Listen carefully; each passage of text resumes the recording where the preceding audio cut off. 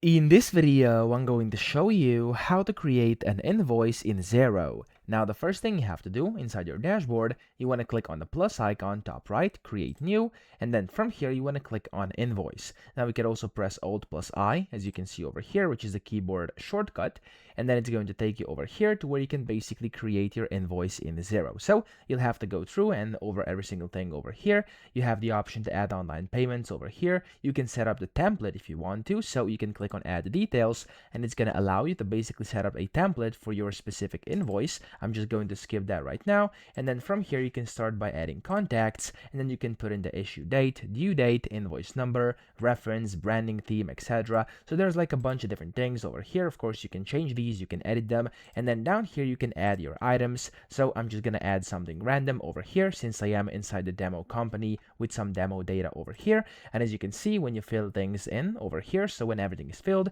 you'll basically get an invoice. And of course, here you can also add a note if you want to at the bottom right, so you can enter it in, whatever. I'm just going to type in like hello, save, and you can see that it's going to add a note, and here you'll have the history and the notes as well. Okay, now whenever you're ready, you can just save and close up top or approve an email, and that's basically all you have to do to create an invoice in Xero. So I hope this video helped you out. If it did, please subscribe to the channel and help me out as well.